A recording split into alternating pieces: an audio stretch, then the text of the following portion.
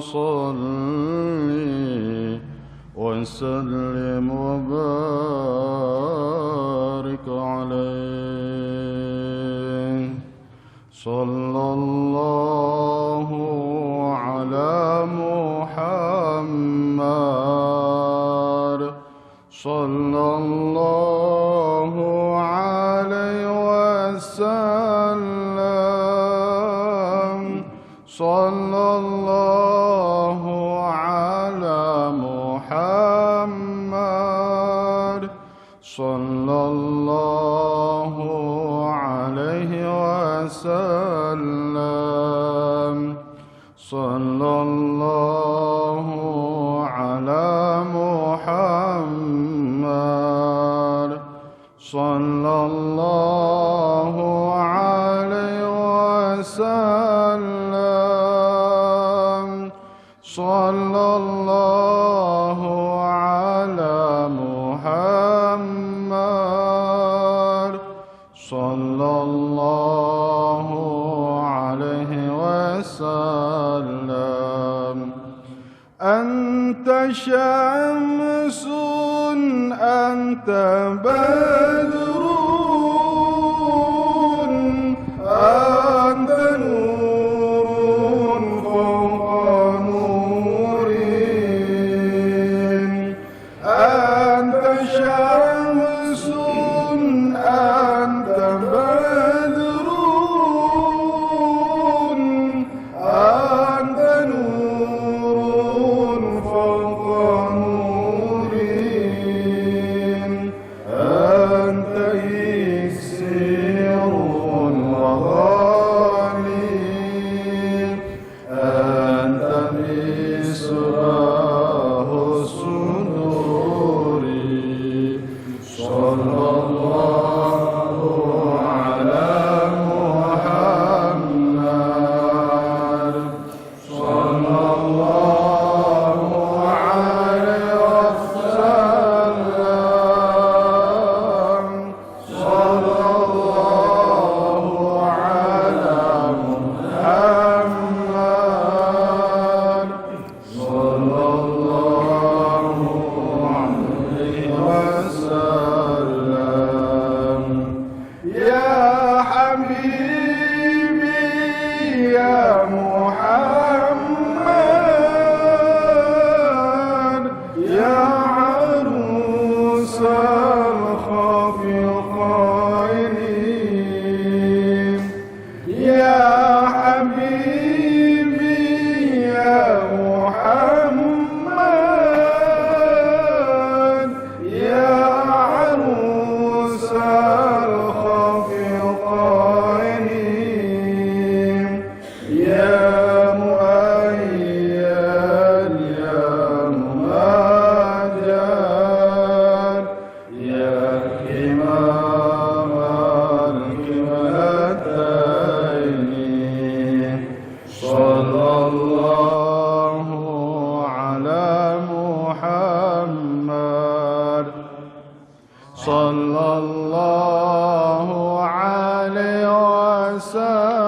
وسلم صلى الله على محمد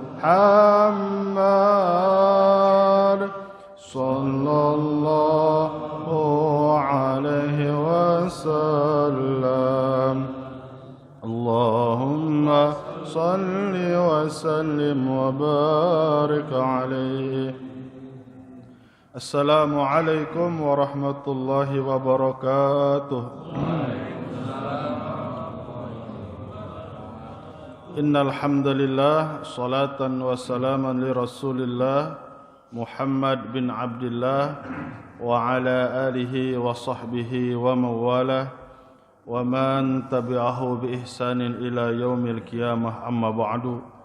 Ashhadu an la ilaha illallah wahdahu la syarika lah wa ashhadu anna sayyidana Muhammadan abduhu wa rasuluh.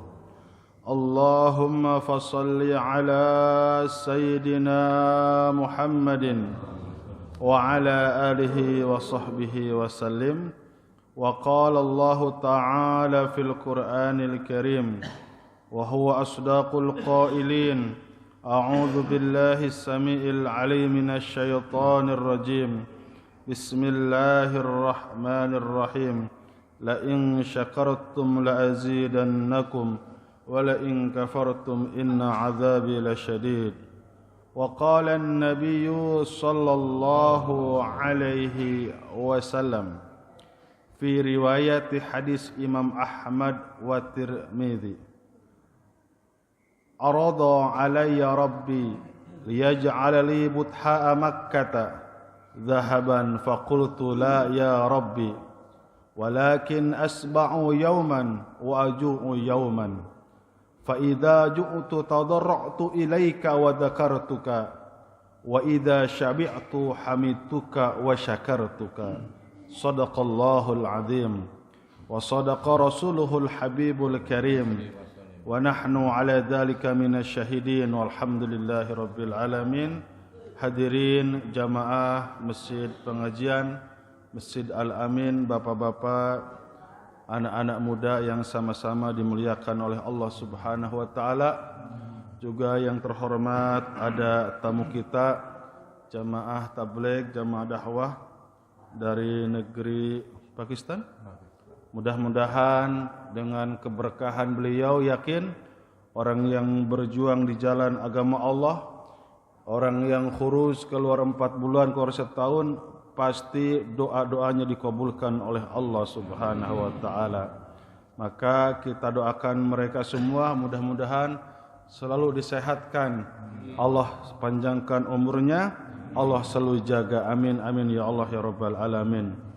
Dan juga yang saya cintai karena Allah, para dewan asatid, para dewan guru, para alim ulama, dari mulai Kiai Haji Abi Halim, dari mulai Kiai Haji Ustadz Encep Burhan, terus dari mulai Al-Habib siapa lupa lagi yang muda, Habib Amir Azamatkan, Masya Allah, min dzurriyyati Rasulillah sallallahu alaihi wasallam, rahimakumullah. Yang terhormat wal hadir Kiai Haji Ustadz Encep Burhan, mudah-mudahan Allah Subhanahu wa taala jaga beliau, Allah lindungi beliau, Allah kabulkan dalam segala cita-citanya. Jadi alhamdulillah wa syukurillah atas izin Allah, kemarin tuh pulang dari pengajian di Puri 3. Pas belum sampai ke rumah jam 6 pagi sudah dijaga. Sudah dijaga sama santri 3 bis. Jadi dibawa jarah lagi. Kemana? Diculik ya, dipaksa. Tapi paksa kebaikan. Dibawa ke makam Syekh Sultan Hasanuddin, Syekh Sultan Maulana Yusuf. Ternyata alhamdulillah bisa masuk ke dalam. Ternyata Syekh Sultan Hasanuddin itu putra daripada Syekh Syarif Hidayatullah. Syekh Syarif Hidayatullah putra daripada Lara Santang. Lara Santang itu nikah sama seorang habaib dari Mesir. Ketemunya di ketemunya di Mekah. Maka seorang habaib itu ketika bernikah dengan Lara Santang itu punya bapak namanya siapa? Prabu Siliwangi, yang kebanyakan pendapat Prabu Siliwangi itu masuk ke dalam ajaran Islam. Siapa yang memasukkan Islam adalah Kian Santang, adik daripada Lara Santang. Setelah menikah dengan Lara Santang, maka lahirlah 2 putra yang bernama Syekh Nurullah. Syekh Nurullah langsung di Mesir. Beliau hidupnya jadi ulama, seorang waliullah. Yang kedua Syekh Syarif Hidayatullah yang berada di Cirebon. Nah, terus Lara Santang itu belajar Qur'annya kepada siapa? Kepada Syekh Kuro yang ada di Karawang. Nah, Syekh Syarif Hidayatullah punya anak namanya Syekh Sultan Hasanuddin. Maka diutuslah Sultan Hasanuddin untuk membabat alas di daerah Banten. Ternyata Syekh Sultan Hasanuddin itu menjadi raja kurang lebih 20 tahun. Dari mulai tahun 1552 sampai 1562. Jadi saya baca di nisan itu bukan tanggal lahir sampai wafat, itu masa kerajaannya. Jadi kata saya kok umurnya cuma 20 tahun. Enggak, katanya ini masa waktu beliau menjadi raja.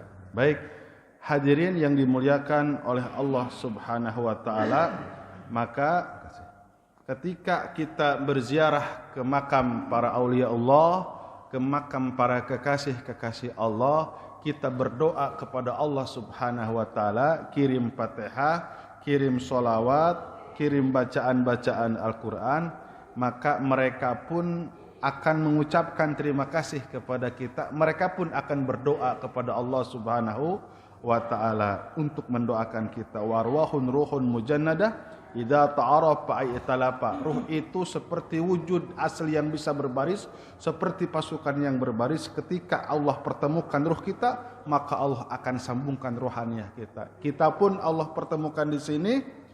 Jauh-jauh dari Pakistan dakwah, subhanallah, 50.000 tahun lagi di Aras sudah Allah pertemukan ruh kita. Sebelum jasad Allah pertemukan, ruh kita sudah Allah pertemukan. Baik hadirin yang dimuliakan oleh Allah Subhanahu wa taala, ketika baginda Rasul itu bangun dari tidur sallallahu alaihi wasallam. Nama ala hasirin. Jadi hasirin itu apa? Tikar yang bukan daripada karpet, tapi tikar yang terbuat daripada anyaman pelepah kurma. Maka faqama wa qad asara fi jasadihi. Ketika bangun daripada tidur, daripada alas itu, alas tenunan tikar pelepah kurma, maka ada bekas genteng. Bukan genteng itu ya, kalau dalam bahasa Sunda itu anyam, ya bekas tidur di sini, menggurat. Nah, maka Ibnu Mas'ud menjawab. Ibnu Mas'ud ini, sedikit cerita Ibnu Mas'ud, satu-satunya sahabat yang berani membacakan surat Qul ya ayyuhal kafirun di depan Abu Jahal. Yang paling berani. Jadi Ibnu Mas'ud itu mohon maaf paling pendek. Kalau Sayyidina Umar berdiri, kalau Sayyidina Umar duduk, Ibnu Mas'ud berdiri masih lebih tinggi Sayyidina Umar. Tapi nyalinya luar biasa, keberaniannya luar biasa. Walaupun harus korban lepas ini telinga daripada tubuhnya, qul ya ayyuhal kafirun la a'budu ma ta'budun, sampai akhir ayat. Itu yang berani membacakan ayat itu siapa? Adalah Ibnu Mas'ud di depan Abu Jahal. Kata Ibnu Mas'ud, ya Rasulullah, lau amartana an tabsuta laka wa na'mala. Andai saja engkau perintahkan aku untuk membelikan atau mengganti daripada karpet yang sudah usang ini, aku akan belikan karpet yang baik, aku akan cari karpet yang baik, wanak malah pasti aku akan kerjakan. Jadi enggak tega, sampai bangun tidur itu banyak bekas daripada tikar. Maka apa jawaban daripada baginda Rasulullah sallallahu alaihi wasallam? Mali, itu bukan tujuan aku. Wali dunia, dunia bukan tujuan aku. Wama ana, tujuanku bukanlah dunia. Karena apa? Wahai Ibnu Mas'ud, wa dunya illa qarakibin istadalla tahta syajarati. Dunia itu bergambarkan seperti kita menaik kendaraan, seperti kita naik kapal layar, kita di tengah perjalanan ada pohon yang rindang. Summaraha wa tarakaha. Selanjutnya di pohon yang rindang itu kita berteduh sementara, wa tarakaha, tidak lama kita tinggalkan itu pohon yang rindang, lalu kita berjalan lagi. Wahai Ibnu Mas'ud, sesungguhnya kita hidup di dunia ini bagaikan pengembara. Kita bagaikan di tengah pulau. Kita ini bagaikan di tengah pulau. Sebentar lagi kita akan meninggalkan pulau ini. Kita akan menuju ke dermaga pelabuhan yang paling besar. Apa itu? Akhirat. Apa itu? Di sana ada apa? Padang mahsyar, ada mizan, ada sirat. Puncaknya surganya Allah Subhanahu wa taala, lebih puncaknya lagi ridhonya Allah Subhanahu wa taala. Makanya hadirin yang dimuliakan oleh Allah Subhanahu wa taala, sangat maklum sekali ketika baginda Rasul mengatakan hidup di dunia itu hanya pengembara, karena baginda Rasul sudah umumkan 14 abad yang lalu bahwa umur umatku sittina atau sab'ina sana, 60 atau 70 tahun. Sudah dikasih tahu. Jadi sebetulnya umat baginda Rasul itu sudah diberikan bocoran umurnya 60-70 tahun. Allahu Akbar. Mudah-mudahan Allah panjangkan umur kita, Allah istiqomahkan kita, dan Allah jadikan kita sebagai orang-orang yang husnul khotimah. Husnul khotimah. Amin, amin ya Allah, ya Rabbal Alamin. 2. Baginda Rasul pernah ditawarkan oleh Allah. Arada alayya Rabbi. Allah pernah menawarkan 3 kali tawaran. Tawaran yang pertama, apa kata baginda Rasul? Liyaj'ala li butha'a Makkah dahaban. Subhanallah. Seluruh tanah yang ada di Mekah, baik lembah, gunung dan tanah daratan, akan dijadikan emas oleh Allah untuk Rasulullah. So, tawaran pertama. Dari mulai Jabal Qi'iqo'an, dari mulai Jabal Abi Gubes, Jabal Nur, itu semua gunung-gunung yang begitu banyak, Allah akan jadikan emas semuanya sebagai fasilitas dakwah. Maka apa jawaban kata baginda Rasul? Fakultu la ya Rabbi walakin asba'u yauman wa aju'u yauman. Mohon maaf wa Allah, mohon maaf Tuhanku, mohon ampun ya Rabb. Sepertinya aku tidak menghendaki, aku lebih menyukai asba'u yauman, 1 hari aku kenyang, wa aju'u yauman, 1 hari aku lapar. Fa idza ju'tu tadarrutu ilaika wa dzakartuka. Ketika aku lapar, aku bisa semakin dekat denganmu ya Rabb, dan aku selalu bisa mengingatmu ya Rabb. Wa idza sabi'tu, ketika perutku kenyang, hamidtuka wa syakartuka, aku bisa selalu memujimu dan selalu bersyukur kepadamu. Hidup di dunia ini hanya 2 saja. Di Al-Quran itu hanya ada 2 saja. Yang pertama sabar, dan yang kedua syukur. Hadirin yang dimuliakan oleh Allah Subhanahu wa taala. Tawaran yang kedua ketika hijrah ke Madinah. Ketika hijrah ke Madinah, maka baginda Rasul pun ketika itu naik ke Gunung Uhud bersama Umar bin Khattab, bersama Sayyidina Utsman, dan beserta Abu Bakar. Seketika Gunung Uhud pun goncang, ada gempa.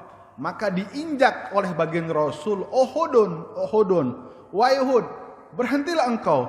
Apakah engkau tidak tahu di atasmu ini ada seorang kekasih Allah? Di atasmu ini ada seorang orang yang mati syahid, padahal belum meninggal itu ya. Maka kata baginda Rasul, Uhudun, Uhudun, Uhudun, ana uhibbuka wa yuhibbuni. Gunung Uhud, aku mencintainya, dan Gunung Uhud pun yang mencintaiku. Tidak ada gunung yang paling dicintai oleh baginda Rasul adalah Gunung Uhud. Sampai baginda Rasul menyatakan, Uhudun, Uhudun, ana yuhibbuhu ana yuhibbuhu wa yuhibbuni. Aku mencintainya dan Gunung Uhud pun mencintaiku. Satu-satunya Gunung Uhud yang Allah nanti akan tampilkan di surganya Allah Subhanahu wa taala. Dan itu pun sama, Gunung Uhud pun ditawarkan mau dijadikan emas oleh Allah. Maka baginda Rasul tidak langsung menjawab. Baginda Rasul langsung melihat kepada malaikat Jibril. Fa asyara Jibrilu bit tawadhu'i. Maka malaikat Jibril pun memberikan isyarah dengan bahasa tawadu, kalau bisa ditolak jangan. Maka baginda Rasul pun sama jawabannya, ya Rabb, aku lebih senang sehari lapar, aku lebih senang sehari makan. Hadirin yang dimuliakan oleh Allah Subhanahu wa taala. Baik. Tapi memang ada, jadi puasa ini ya. Jadi banyak yang mendukung hadis tentang puasa. Makanya ini sambungannya dengan hadis apa? Saumu ahabbuni saumu Daud. Puasa yang paling aku sukai adalah puasa Nabi Daud. Qiyamul lail yang paling Rasul sukai adalah qiyamul lail Nabi Daud. Nabi Daud itu puasanya 1 hari puasa, 1 hari makan. Terus qiyamul lailnya sama. Pada Isya itu tidur, nanti 1/2, 1/3, 1/4, 1/6 dia bangun tidur. Itu yang paling disukai oleh baginda Rasul. Ada syariat Nabi Daud yang disyariatkan oleh baginda Rasulullah sallallahu alaihi wasallam. Nah, ini ada situasi yang agak unik dan lucu. Tapi jadi syariat. Bagaimana kalau misalkan kita puasa sunnah? Ini jadi supaya bil adab juga. Terus ketika kita bertamu, seorang tuan rumah sudah menyediakan makanan. Pukul menunjukkan jam 5 sore. 1 jam lagi kita berbuka puasa. Maka pertanyaannya dalam kaidah usul fikih, apakah kita harus berbicara, mohon maaf, saya tidak bisa memakan hidangan tuan karena saya lagi berpuasa. Yang kedua, kita makan saja karena untuk menghormati dan menjaga perasaan orang sudah capek-capek masak. Maka jawabannya yang kedua, menjaga perasaan orang lain itu hukumnya wajib. Sedangkan puasa Senin, puasa Daud itu hukumnya sunnah. Itu pernah kejadian. Saya diajak sama guru, itu disuguhin makanan. Jadi kenapa nyuguhinnya mau maghrib ini ya? Jam 5 lebih. Aduh ya Allah, puasa terakhir lagi. Kalau dulu kan ada puasa Yasin, puasa apalah wiridan. Terakhir lagi. Jam 5 lewat. Aduh, makanannya keren juga, ada sate, ada gulai. Ya Allah. Semuanya sudah diiniin, cuma saya doang diem aja. Dikira guru saya malu. Padahal lagi puasa. Ayo, iya mangga, iya. Oh mungkin malu katanya. Disiukin. Ya Allah disiukin. Langsung di ikannya. Ayo makan. Jam 5 hampir setengah 6. Ya Allah, ini sudah finish puasa terakhir. Coba kebayang enggak? Setengah jam lagi. Nurut sama guru apa nurusin? Padahal dia dari beliau juga gitu ya. Ya udah, Allahumma lakasumtu wa bika amantu wala jakartu. Ya Allah ya Karim, tapi enggak apa-apa. Terus akhirnya besok diganti.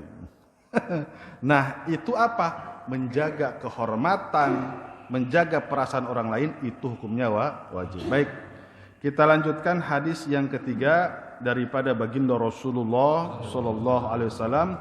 Hadis riwayat Imam Ahmad, Imam Tirmidzi dan Imam Ibnu Majah. Imam Tirmidzi itu saling kenal dengan Imam Ibnu Majah. Imam Tirmidzi dan Ibnu Majah itu mereka adalah murid daripada Al-Imam Bukhari. Dari murid Imam Tirmidzi, Imam Ibnu Majah, Imam Naisaburi, Imam Abu Dawud, Imam Nasai, ada yang disebut Kutubus Sittah, Kutubus Tis'ah.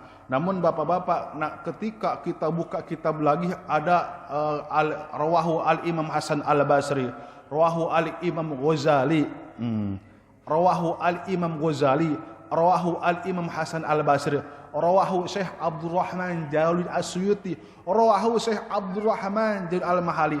Mereka selain ahli tafsir, mereka pun para perawi hadis, kurang lebih yang sudah ilmu-dawan 50 muhaddisin. Nah, jadi kalau misalkan ada kitab karangan daripada Syekh Abdurrahman Jalil As-Suyuti, mana rawahunya? Itu sudah satu kitab rawahunya. Ya. Baik. Agbatu auliyai indi Allahu Akbar. Aku sangat iri. Awas. Agbatu auliyai, aku sangat iri terhadap kekasihku dan aku ingin kekasihku selalu ada di dekatku. Jadi irinya iri positif. Ada dua, ada hasud, ada ghibthah. Kalau hasud negatif, kalau ghibthah positif. Kalau hasud irinya iri positif, kalau hasud irinya iri negatif, kalau ghibthah irinya iri positif. Mana kalau misalkan hasud yang negatif sudah lumrah, sudah gamblang. Ketika ada tetangga yang kebeli mobil, dia langsung kena serangan jantung. Ketika tetangga kebeli rumah lagi, langsung koma. Saking si iri-irinya. Senang melihat orang lain susah, susah melihat orang lain senang. Sudah, itu yang negatif. Tapi kalau yang positif, apa kata baginda Rasul? La hasada illa fi isnaini, tidak boleh kita hasud kecuali dua, boleh kita ghibthah. Yang pertama, rajulin atahullahul Qur'an yaqumu biha ana al-laili wa atrafan nahar. Kita boleh iri kepada ada seorang laki-laki yang setiap hari dia membaca Quran, yang setiap malam dia membaca Al-Quran. Terus apalagi? Wa rajulin atahullahu malan yunfiku bihi ana al-laili wa atrafan nahar. Kita boleh iri kepada seorang lelaki yang diberikan harta kekayaan, dia infakkan setiap malam dan setiap siang. Itu boleh kita iri, pengen amat kayak orang tersebut. Nah, terus yang selanjutnya apa hadirin yang dimuliakan oleh Allah Subhanahu wa taala? Yang diirikan oleh baginda Rasul, la mu'minun khafiful hadi. Orang mukmin yang selalu menunduk, yang selalu dia menutup kedua sayapnya ketika berhadapan dengan tetangganya, ketika berhadapan dengan apa? Dengan kawan-kawannya, ketika berhadapan dengan saudara muslimnya, ad-dukhru wa khafiful had, dia bungkukkan punggungnya. Maksudnya apa? Wala tamshi fil ardi maraha. Engkau jangan sekali-kali berjalan di muka bumi ini dengan congkak. Intinya ketika dia berjalan dalam keadaan merendahkan hati, orangnya tidak sombong, orangnya supel, sama yang kecil dia menyayangi, sama yang sepadan dia saling menghormati, kepada yang lebih tinggi dia saling memuliakan. Orangnya supel, orangnya simpel, tidak sombong, sama fakir, sama miskin, dia itu bergaul, tidak pilih-pilih. Namanya apa? Khafiful hadi. Khafiful hadi itu amis bujur ya. Sama siapa aja dia oke. Sama siapa aja maksudnya itu. Kalau ada orang miskin bergaul sama gitu perlakuannya, khafiful hadi. Sama orang kaya sama apa? Raja sama orang fakir pun sama, itu khafiful hadi. Terus yang kedua, apa yang diirikan oleh baginda Rasul? Dzu haddin minas salati ahsana ibadata rabbih. Dia selalu mengambil bagian daripada solat. Ada solat 5 waktu, dia ambil bagian. Solat zuhur, solat asar, solat maghrib, solat isya, solat subuh. Dia ambil bagian. Terus ada perintah solat tahajud, dia ambil solat tahajud. Terus ada perintah solat hajat. Solat hajat itu paling sedikit 2 rakaat. Paling banyak itu dalam Khazinatul Asra 100 rakaat. Dia laksanakan solat hajat. Ada perintahan solat tobat, solat awabin, sama ya, tobat awabin. Solat, ketika ada solat gerhana, dia solat gerhana. Terus semua solat dia laksanakan, karena ahsana ibadat rabbi, itulah sebaik-baiknya ibadah kepada Allah Subhanahu wa taala. Makanya solusi apapun, wasta'inu bis sabri was shalah. Terus bagaimana agar keluarga kita sakinah mawadah warahmah? Wa'mur ahlaka bis shalah. Ada di mana pintu rizki sudah mentok, sudah apa? Wasta'inu bis sabri was shalah wa'mur ahlaka bis shalah wastabir 'alaiha la nas'aluka rizqa nahnu narzuquka wal 'aqibatu littaqwa. Itu orang yang diirikan, yang Rasul itu enggak mau jauh-jauh sama orang-orang tersebut. Aku selalu ingin dekat dengan orang-orang tersebut. Makanya sekali lagi kata Al-Imam Hasan Al-Basri, sehebat apapun kau maksiat, tapi engkau masih melaksanakan sholat, engkau masih bangun malam, insya Allah berarti Allah masih bersama engkau. Terus ketika ada orang yang mengingatkan sholat, itulah orang yang sayang kepada kita. Tidak ada orang yang paling sayang di dunia ini kecuali orang yang mengingatkan sholat. Baik. Wa ata'ahu fi sirri, dia taat kepada Allah dalam keadaan rahasia. Mana ketaatan yang bentuk rahasia? Pertama sholat tahajud, oke? Tahajud. Yang kedua puasa, itu taat fisir, ya. Makanya di yaumil qiyamah sab'atun yudhilluhumullah yauma dhilla illa dhillu, ada 7 golongan yang tidak akan mendapat naungan kecuali naungan arasy-Nya Allah. Yang pertama adalah dia menyedekahkan hartanya oleh tangan kanan, tapi tangan kiri yang tidak ketahui, itu namanya ibadah tusir, ibadah rahasia. Yang kedua adalah saum, adalah puasa. Orang kalau enggak ngomong, oh saya puasa, saya enggak bakalan tahu. Itu ibadah tusir. Makanya kata Imam Ghazali, zakatul abdan, badan kita ini harus dijakatin. Badan kita ini harus dijakatin. Setahun sekali badan kita kan zakat. Apa? Bulan Ramadan. Setelah selesai zakat badan, maka ada zakat mal, zakat harta. Nah itu. Terus wakana ghamidon finnasi, masya Allah. Ketika kita melihat wanita yang bukan muhrim, maka kita langsung menundukkan pandangan. Ketika para sahabat utusan daripada Abu Bakar ketika zaman Khalifah Sayyidina Umar, perang Yarmuk, perang Yamamah, bertempur melawan Romawi, bertempur melawan Persia. Ketika ada sahabat ditawan, Pak, orang Romawi, orang Persia, dia punya keyakinan kita bunuh ini tawanan percuma. Keyakinan mereka sudah sampai langit, tidak mungkin goyah. Mereka disogok dengan jabatan, tidak mungkin. Jadi begini, ketika para sahabat ditawan, jadi digodanya, dia sodorkan puluhan wanita. Semuanya bugil. Kebayang gak? Semuanya telanjang bulat. Dia kelilingi setiap hari dan malam. Tapi tidak tergoda. Makanya ada yang 1 bulan, ada yang 2 minggu. Itu tiap hari digoda, dikelilingi, sengaja telanjang. Maka ditanya oleh raja, bagaimana ketika engkau goda? Kata itu si tawan, kata itu wanita-wanita yang menggoda para sahabat, belum pernah semenjak engkau perintahkan aku untuk menggoda para tawanan perang, maka baru aku menemukan ada orang-orang yang seperti malaikat jiwanya. Sama sekali matanya tidak mengedip melihat aku. Jadi tunduk terus, Pak. Sudah mendekat tunduk dan yakin mereka adalah orang-orang yang paling setia terhadap pemimpinnya.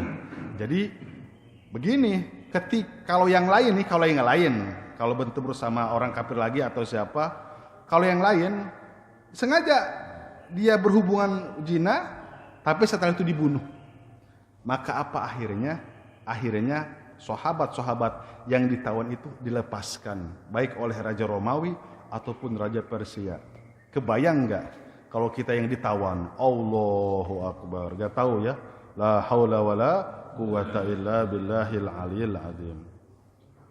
La yusharu ilahi bil asabi'i wa kana rizquhu kafafan fasabaru ala dzalika. Subhanallah.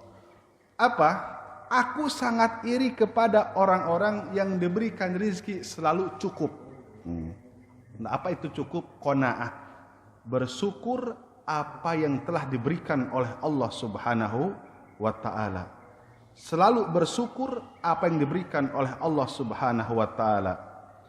Hadirin yang dimuliakan oleh Allah, nah itulah bagaimana orang-orang yang dirindukan oleh baginda Rasulullah SAW. Dia tawadu, jaga sholat, dia suka ibadah dalam keadaan rahasia, dia tundukkan pandangan, dan cukup apa yang telah diberikan oleh Allah Subhanahu wa ta'ala. Yang terakhir, kita bacakan hadis daripada rawahu al-Imam Baihaqi. Abi Dar yang daripada sanadnya, qala Rasulullah sallallahu alaihi wasallam, ma zahida 'abdun fi dunya illa ambatallahu al-hikmata fi qalbihi. Tidaklah seorang hamba itu disebut juhud terhadap dunia, kecuali Allah akan tumbuhkan hikmah di dalam hatinya. Apa itu juhud? Pertama, mengeluarkan kecintaan terhadap dunia yang ada di dalam hati kita, memasukkan kecintaan terhadap akhirat, memasukkan ke dalam hati kita hanya cinta terhadap akhirat. Juhud. Satu. Yang kedua, begini, jangan salah tafsir. Ketika ada orang kaya, oh itu hubu dunia, oh tidak. Imam Abu Lais kaya, satu hari pendapatan 1.000 dinar, 1 miliar. Imam Abu Lais, gurunya Imam Syafi'i. Imam Malik penghasilannya setiap bulan lebih besar daripada Imam Malik, daripada Harun Ar-Rasyid. Kalah gaji Harun Ar-Rasyid oleh Imam Malik, kebayang nggak? Tapi habis disedekahkan. Terus Ali Imam Rafi'i kaya raya. Ali Imam An-Nawawi kaya raya. Dari orang tasawufnya Hasan As-Sadzili kaya raya. Dia pakai bagus, harganya 200 jutaan, 400 dirham, kaya raya. Syekh Abdul Qadir Jailani kaya raya, sampai punya 40 kuda merah. Saya tidak tahu berapa harga satu kuda merah.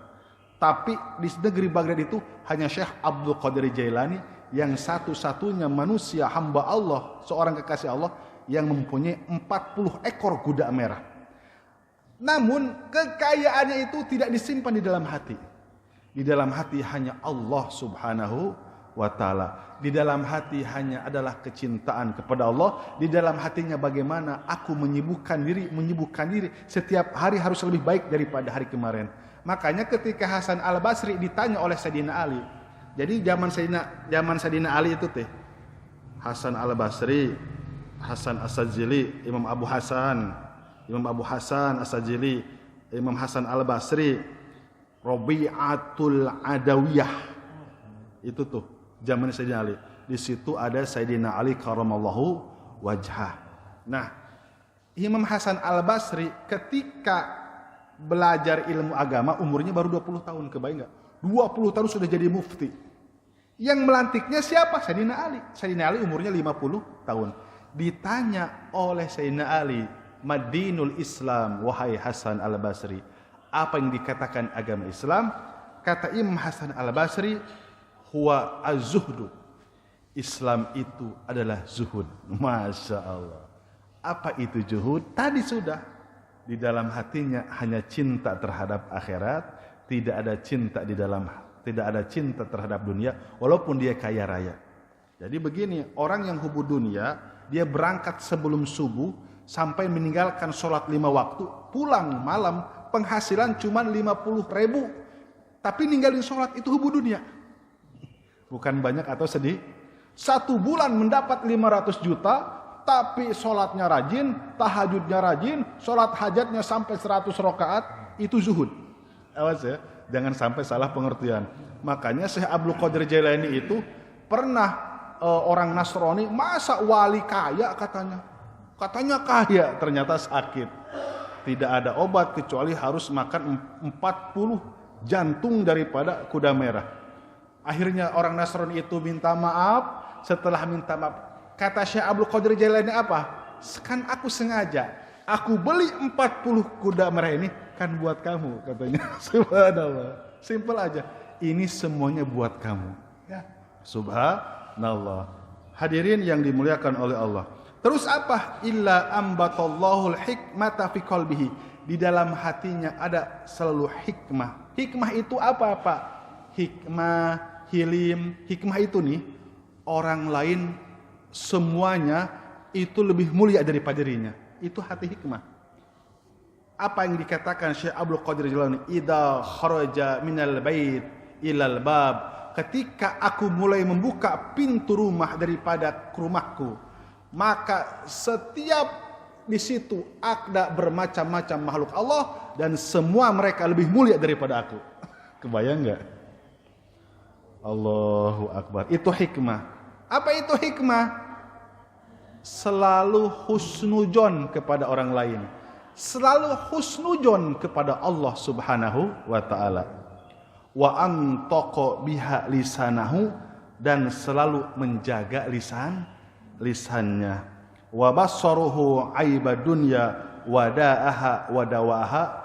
Walaupun dia kaya raya, walaupun keadaan apapun, dunia itu dia anggap adalah suatu kecacatan. Setiap kecacatan berarti itu penyakit yang kronis. Setiap penyakit yang kronis pasti itu ada obatnya. Tidak ada lagi obatnya untuk mengobati penyakit yang kronis. Apa itu penyakit kronis? Hubbud dunya wa karahiyatil maut. Cinta dunia dan takut kematian. Mana obatnya untuk mengobati penyakit yang kronis, cinta dunia dan takut kematian? Yaitu zikrul maut. Banyak ingat-ingatlah kematian dan banyak-banyaklah berzikir kepada Allah Subhanahu wa taala. Nah, hadirin jamaah yang dimuliakan oleh Allah Subhanahu wa taala, ini masih banyak ya hadis-hadis yang saya bawa. Kitab Al-Mishkatul Masabih ini luar biasa sekali. Bagaimana nasihat-nasihat yang luar biasa daripada baginda Rasulullah sallallahu alaihi wasallam. Yang terakhir ya. Allahumma shalli ala sayyidina Muhammad wa ala sayyidina Muhammad. Yang terakhir kita bacakan, aksir min jusaika. Rampingkanlah tubuhmu. Aduh, ini nasihat buat saya. Mudah-mudahan ini mah karena angin aja Pak ya. Angin asa apa angin laut, angin asa ya. Aksir min jusaika. Berat saya baca hadis ini. Rampingkanlah tubuhmu, gajimu, jusaika. Fa inna atwala nasi ju'an yaumal qiyamah. Karena sesungguhnya kebanyakan orang yang lapar pada hari kiamat nanti, atwaluhum shibaan fi dunya. Orang yang setiap harinya kenyang perutnya dengan makan. Allahu Akbar. Saya ngaku, saya masih enak makan, Pak. Ya Allah ya Karim. Kemarin itu ya gimana? Ada yang nawarin makan. Pagi-pagi sebelum berangkat jarah makan bubur. Bukan aib, tapi patut disyukuri ya. Yang kedua di tengah perjalanan ada buras, habis 4 saya. Terus bakwan habis 4. Ya Allah ya Karim. Gimana, ada yang sedekah kan? Terus datang ke Masjid Agung makan lagi nasi liwet. Ada teman-teman kebetulan masih keluarga di kerajaan Kesultanan, dikasih makan soto. Allahu Akbar. Pulang dari sana di pantai lihat mie goreng, makan mie goreng. Ini saya hitung 7 kali. Tapi saya baca bismillah. Allahumma barik lana fima rozaqtana wa qina adzabannar. Saya baca Allahumma barik lana, baca bismillah kok lapar terus. Ternyata memang balas dendam katanya. Kata teman-teman akan ada 10 guru, dewan guru. Balas dendam katanya, kemarin kita Ramadan puasa karena 1 bulan. Itu jangan balas dendam, atau kuji menyawalan.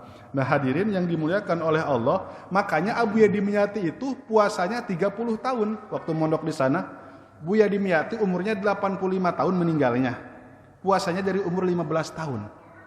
Tiap hari, kecuali hari-hari yang diharamkan. Nah, ketika ditanya sama kawannya Buya Munpasir, Buya makan atau sekali-kali mah katanya. Ini mah apa? Saya tidak mau lapar di akhirat. Itu jawaban satu saja. Terus kan ada mana katanya dalilnya puasa setiap hari. Aduh, kata Buya, gini aja, ngaji. Tapi intinya orang yang sering lapar di dunia, insya Allah nanti di akhirat tidak akanlah lapar. Tapi ketolong Pak sama hadis lain. Walaupun gembul, tapi kalau rajin sholat itu yang sholatnya jadi nolong. Ada. Kamu kenapa banyak makan? Supaya malam bisa tahajud. Oh bagus itu. Tahajud enggak ya, makan iya. Kan saya dapat niatnya, terus ngeles ya. Terus ditolong sama apa? Dengan sholat. Banyak yang nolong Pak. Dengan tahajud, dengan silaturahmi, dengan sedekah. Banyak yang nolong. Jadi memang Bapak jangan kaget. Saya baca di kitab Irsyadul Ibad. Itu ada min auliyaillah banyak makan. Saya kaget. Wasababuhu min auliyaillah, sebab orang diangkat derajat dikarenakan apa? Sabu minal batni, karena selalu kenyang makan. Oh ternyata kenapa? Dia tidak mau makan sendiri, dia nyari orang untuk berjamaah.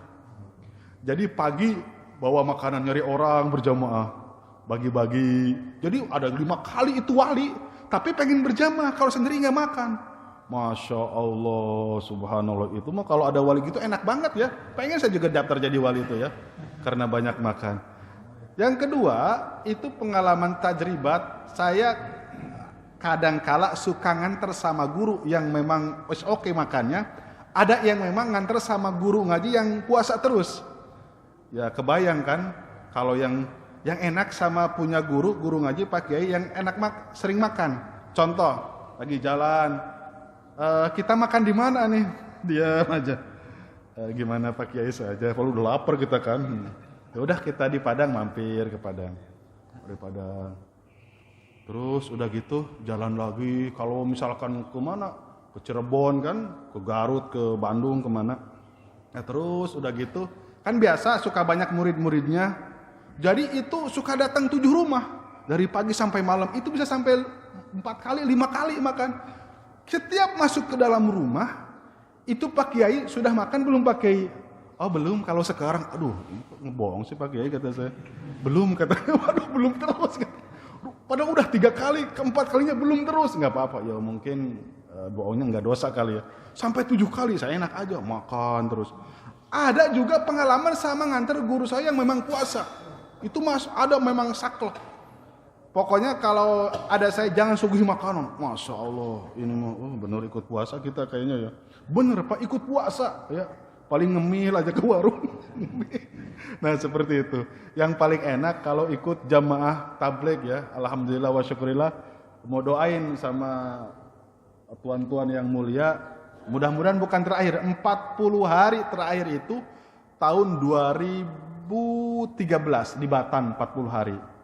Itu saya ditinggalin oleh Bapak. Wan, ikut ke Batam yuk acara wisuda. Tapi kenapa buat saya tiketnya sebalik? Buat Bapak bolak-balik. Tapi karena saya norak, baru naik pesawat. Ayo aja kan. Kamu kan belum naik pesawat, pernah naik pesawat kan? Ayo ikut. Acara wisuda 2 hari. 2 hari ceramah, terus ceramah ikut-ikut. Nah, begini Bapak mau silaturahmi. Kamu tunggu di markas aja, markas dakwah Sekupang. Kamu tunggu di sini. Nanti Bapak balik lagi, berangkat zuhur, nanti juga sore pulang katanya. Mau pesan apa katanya, martabak apa aja lah. Malam belum pulang, pagi belum pulang, ditelepon gak aktif.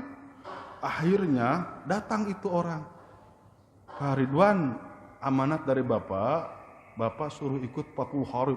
Pucat saya langsung, Masya Allah. Kan saya bilang sama istri, sama komandan intelijen kan, istri saya itu, niatnya 2 hari. Pucat langsung ini. Bapak di mana? Bapak udah di Bogor katanya.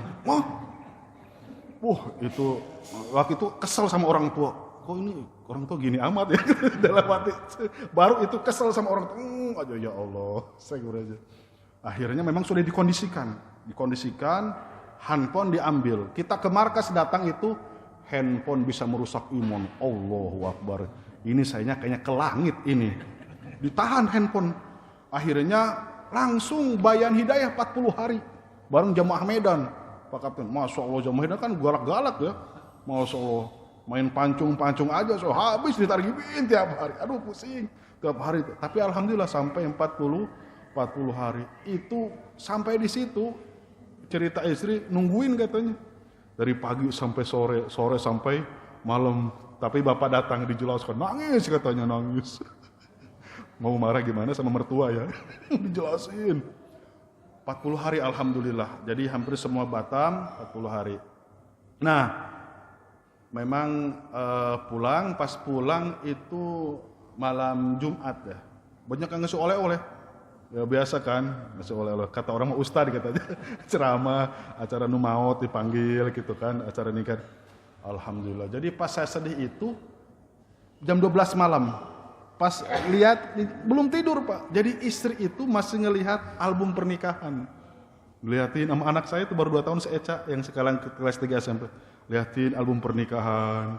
Assalamualaikum. Assalamualaikum. Alhamdulillah. Lolos akhirnya 40 hari.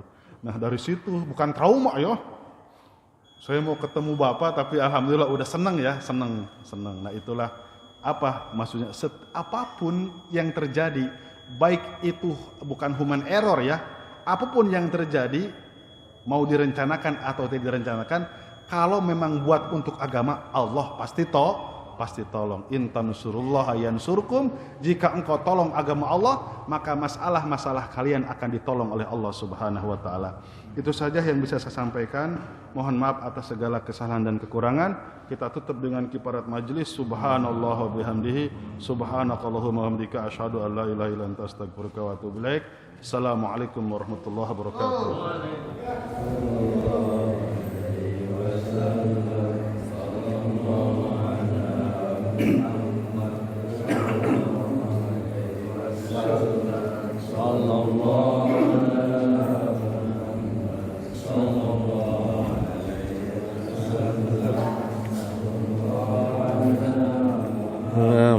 Sallallahu alaihi wasallam.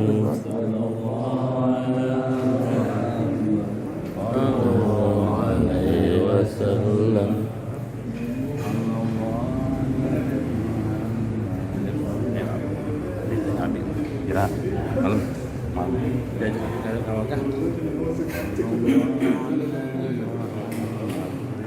Sallallahu alaihi